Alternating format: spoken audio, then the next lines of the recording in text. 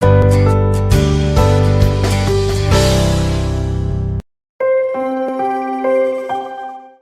Tuhan, selamat pagi Bapak Ibu Saudara yang dikasihi Tuhan. Kiranya sukacita dan damai sejahtera Allah melingkupi setiap kehidupan kita saat pagi hari ini. Hari ini kita memperingati hari kematian Tuhan Yesus. Pengorbanan Yesus di atas kayu salib membuat setiap kehidupan kita menjadi pribadi-pribadi yang berkemenangan. Mari pagi hari ini kita akan melihat kebenaran firman Allah di dalam Yohanes pasalnya yang ke-19 ayatnya yang ke-30. Sesudah Yesus meminum anggur asam itu, berkatalah ia, "Sudah selesai." Lalu ia menundukkan kepalanya dan menyerahkan nyawanya. Di saat terakhir hidupnya, detik sebelum kematiannya, Tuhan Yesus mengatakan sudah selesai.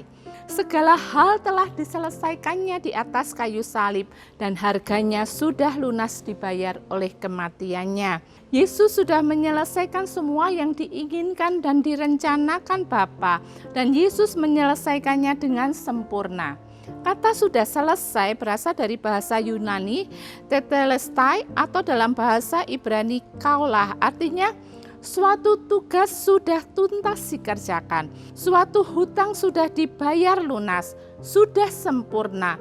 Semuanya sudah sesuai dengan yang direncanakan, semua sudah sesuai dengan yang diinginkan. Sebuah korban telah dipersembahkan dan semuanya sudah diterima, atau sebuah mahakarya sudah rampung. Namun kata sudah selesai ini bukan hanya sekedar selesai, tetapi dampaknya akan terasa untuk masa-masa selanjutnya. Jadi ketika Yesus berkata sudah selesai, artinya sudah selesai di masa lalu, sudah selesai di masa sekarang, dan akan tetap selesai sampai di masa yang akan datang.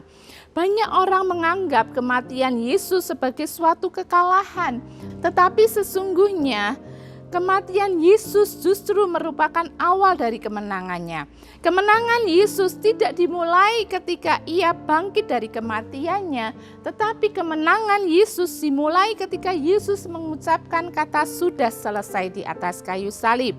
Salib berbicara tentang kasih, tetapi salib juga berbicara tentang kuasa. Oleh kuasa salib Kristus, kita telah menerima suatu jaminan kemenangan atas segala sesuatu di dalam hidup kita. Kemenangan atas dosa, kemenangan atas kutuk kemiskinan, kemenangan atas sakit penyakit, dan kemenangan di dalam segala hal. 1 Korintus 15 ayat 57 katakan, tetapi syukur kepada Allah yang telah memberikan kepada kita kemenangan oleh Yesus Kristus Tuhan kita. Mengenal kuasa salib Kristus adalah kekuatan yang akan membawa terobosan di dalam hidup orang percaya. Saat ini kita akan belajar mengenai kuasa salib Kristus bagi orang percaya. Yang pertama, salib sebagai jembatan antara manusia dengan Allah, jalan untuk kita boleh datang kepada Bapa di surga. Roma 3 ayat 23 katakan, saat jatuh di dalam dosa, maka manusia telah kehilangan kemuliaan Allah. Dosa telah membuat jurang pemisah antara Allah dengan manusia. Dosa menjadi kebencian Allah dan hanya Yesus saja yang dapat menebus dosa manusia. Melalui karya penebusan Yesus di atas kayu salib, Efesus katakan kita yang dahulu jauh sudah menjadi dekat. Bahkan Allah tinggal di dalam kita. Saat Yesus berkata sudah selesai, maka ia sudah selesaikan perseteruan manusia dengan Allah. Yang kedua, di dalam salib Kristus mengandung janji-janji berkat yang luar biasa. Galatia 3 ayat yang ke-13 dan 14 mengatakan karena salib Kristus berkat Abraham sampai kepada kita. Apa berkat Abraham?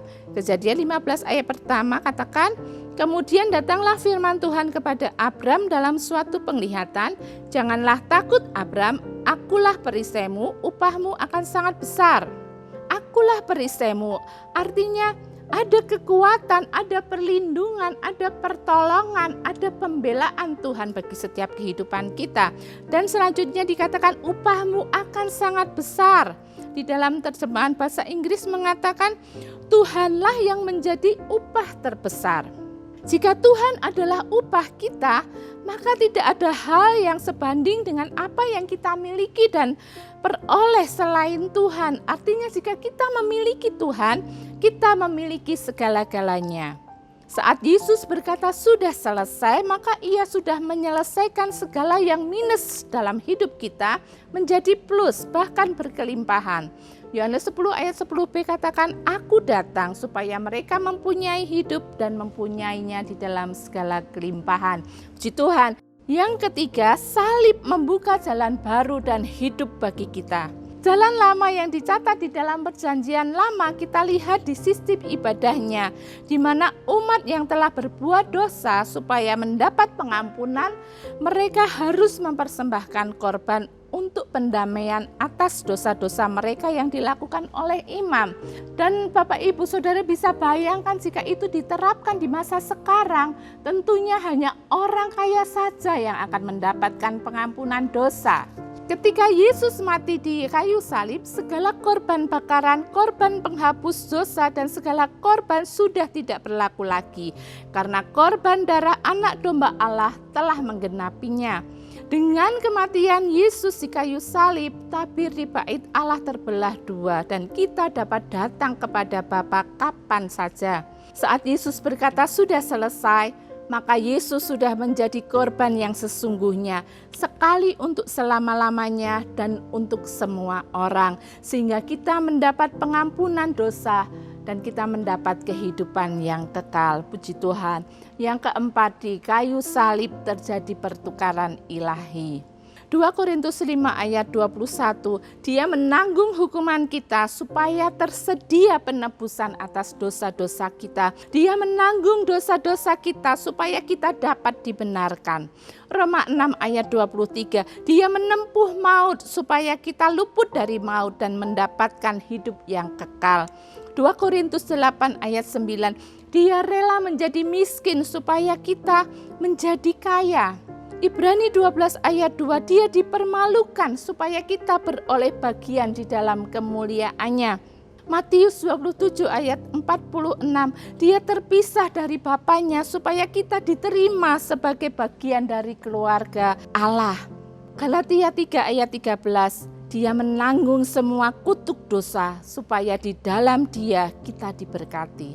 Dan Yesaya 53 ayat 4, dia menanggung semua penyakit kita supaya kita memperoleh kesembuhan. Puji Tuhan, saat Yesus berkata sudah selesai, maka benar-benar Yesus sudah menyelesaikan semuanya bagi kita. Segala ketakutan, segala sakit penyakit, segala kelemahan, segala kebodohan, segala kekhawatiran, segala kegagalan, segala penderitaan, segala ikatan dosa, segala belenggu, segala tuduhan iblis, segala kematian kekal, segala luka-luka batin, kepahitan, kekecewaan, kebencian, sudah selesai.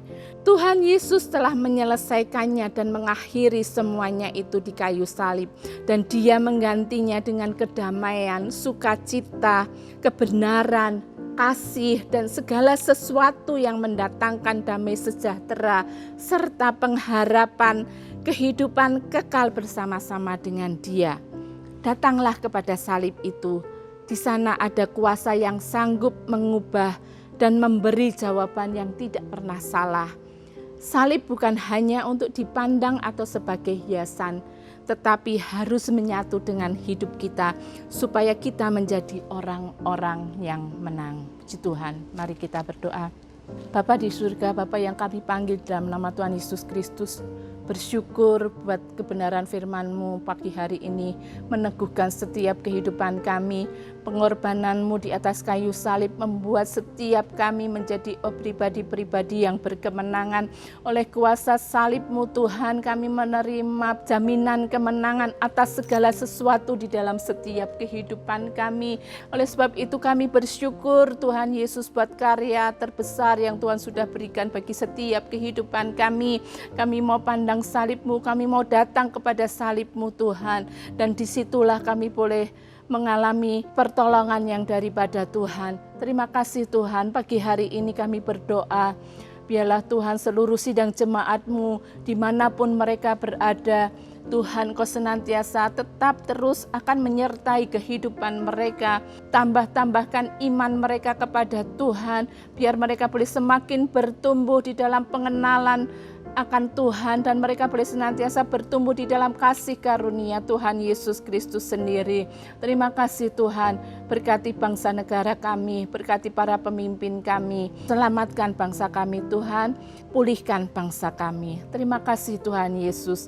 Pagi hari ini Tuhan, kami percaya ketika kami memasuki hari yang baru ini, kemenangan demi kemenangan menjadi bagian di dalam setiap kehidupan kami. Kami boleh melihat segala kebaikan Tuhan nyatakan bagi setiap kehidupan kami. Kami memasuki hari yang baru ini di dalam nama Tuhan Yesus Kristus. Haleluya.